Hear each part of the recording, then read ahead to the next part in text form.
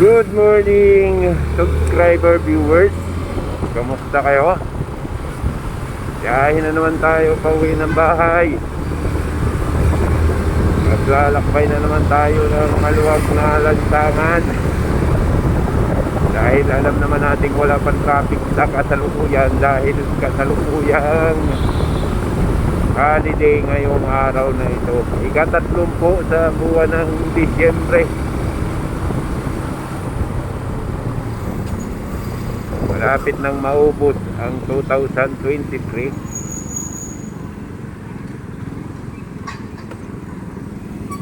Kaling tumawid ng aso hintay siya ng red light.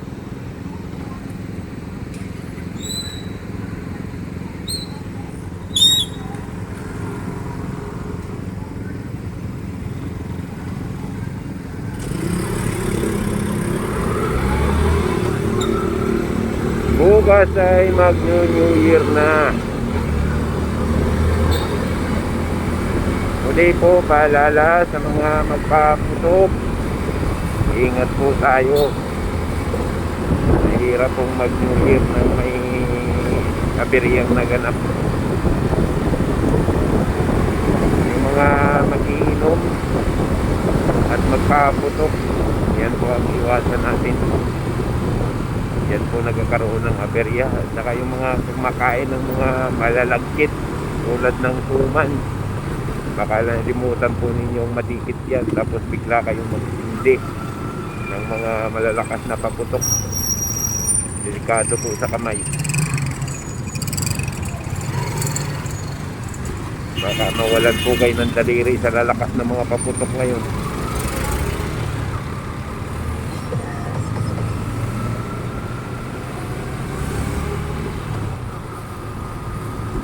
Mabuti pa yung sinturon. Kung makakapili kayo ng sinturon, sa sindihan lang yun, tapos tumakbo na kayo para hindi kayo matalsikan, para iwas aberya.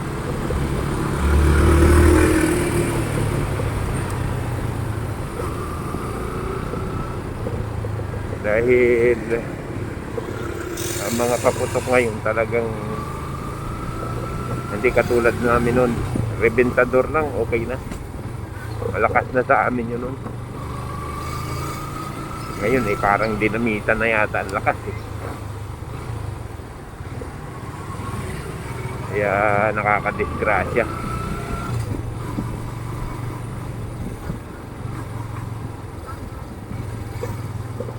Kaya wag po nating tindihan ng malapit ang ating kamay Hindi po kayong gumamit ng mga stick na may apoy sa dulo para hindi po ma-disgrasya ang inyong kamay. Merong mabilis sumirit mabilis mag-spark.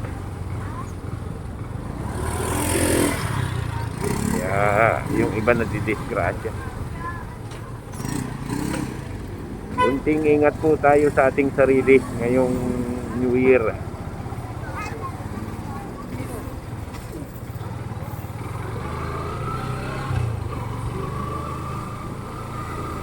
Mas masarap talubungin ang New Year nang walang nangyaring aberya sa inyo. Tama na lang sa akin tama na lang sa akin yung kakain. Pagkatapos ng New Year, tutulog na. Okay na yun. Lampas na rin ang New Year. Pumasok na rin yung 2024 sa amin, sigurado.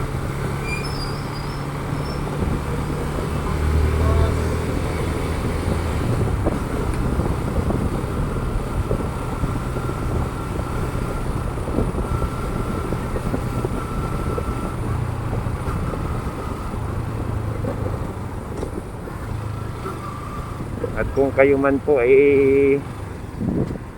walang mailagay sa hapag kayo na nabay, okay lang. Dasal-dasal lang tayo, okay na. Hindi naman papayag ang Diyos na lagi na lang kayong ganyan. Walang handa sa mga lamesa.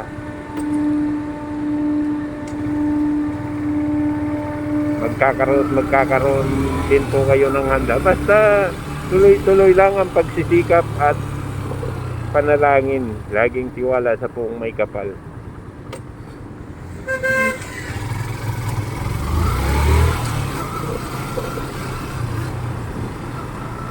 Hindi ko nakita yun ah.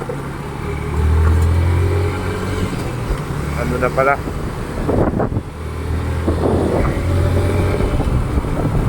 Green na pala, green. Hindi ko nakita yung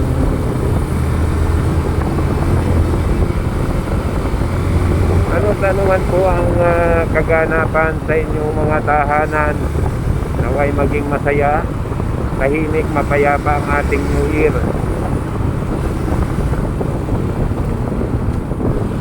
At hangad ko po ang inyong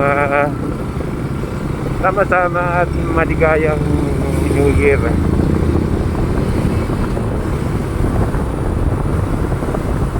Ngayon tuloy muna tayo sa aking paglalakbay. Dito tayo sa Beto Cruz Street.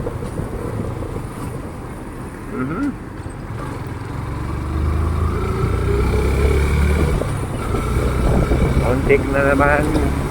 Kung hindi na naman nakapagpreno, basta na naman lumiko si paring Diyos. Ano na ang mga huling kaganapan.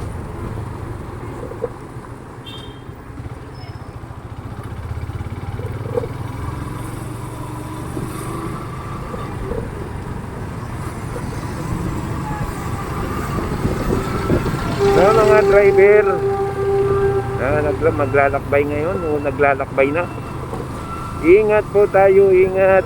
Focus tayo sa pagmamaneho.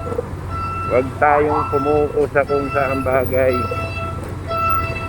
Pagmamaneho po ang ating isipin lagi, ang ating kaligtasan. Yan, stop muna tayo dito dahil bibigyan daan natin ang train. Tigas yan.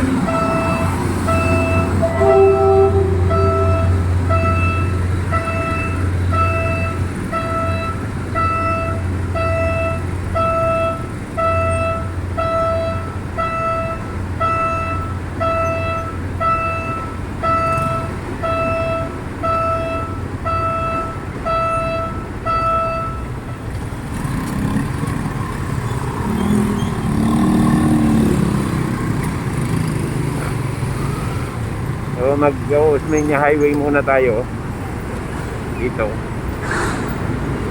Hintay tayo dito ng red light.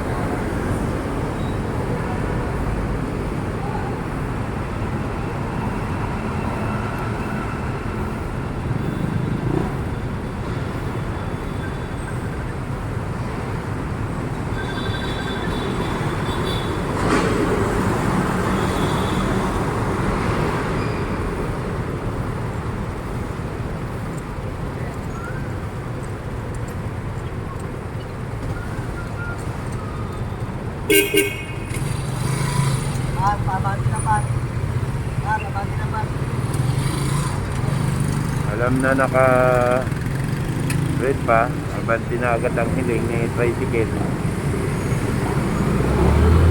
Hindi makapaghintay.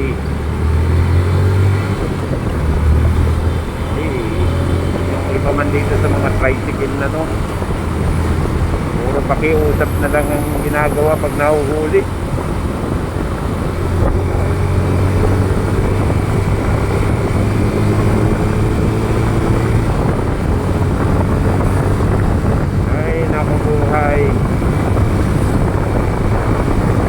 Ayan, napakaluwag ng ating daanan. Napakabilis. Itigil lang tayo dito sa San Andres Street dahil may traffic light dito.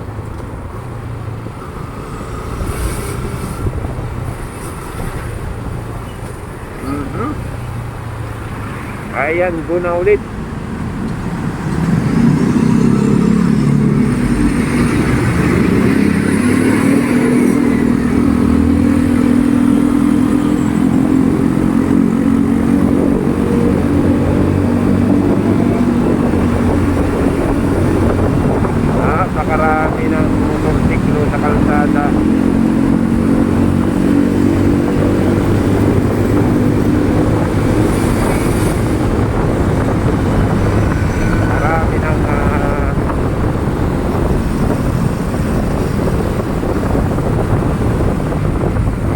sasakyan. Pero kahit ganun pa man, marami man sila, wala pa rin traffic sa kasalukuyan. So ngayon siguro mga alas 8 na, pero maluwag pa dahil holiday at marami ang nakabakasyon. Ganyan tayo kaluwag ngayon. Nasa Pilipinas pa rin tayo, wala tayo sa ibang planeta. Maluwag. Tataka kayo kung dati ang mga kalsada ay punong-puno, abay ngayon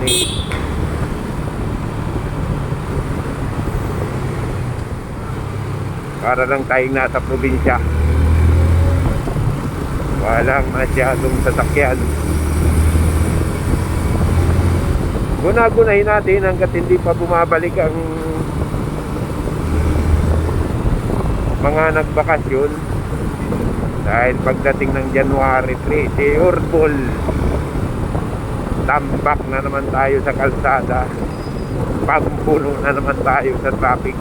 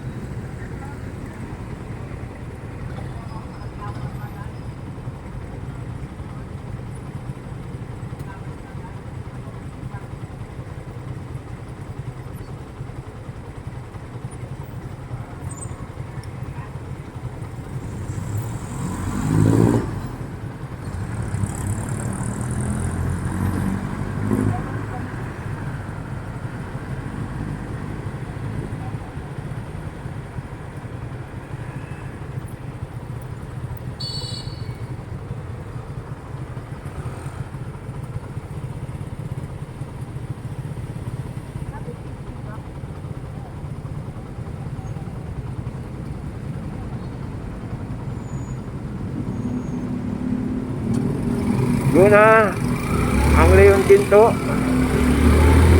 Ginto Street. I-stop naman tayo dito sa Top Avenue. Hintay na naman tayo ng go. Hop. Ayan po ang lagay ng trapiko sa Top Avenue. Napakaluwag. Ayan, tuloy-tuloy.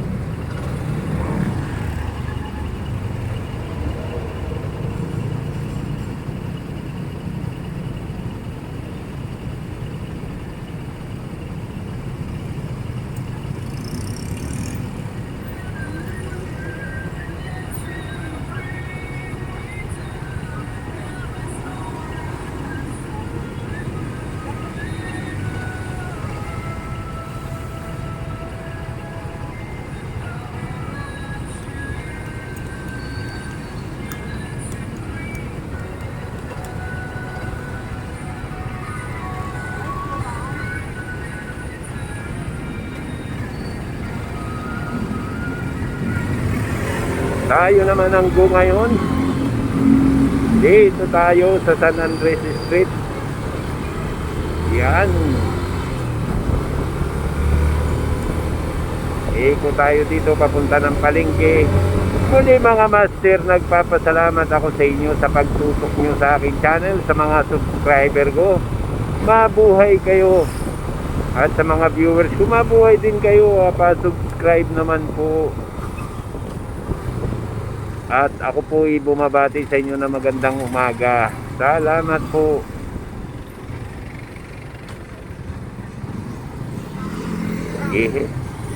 Eh.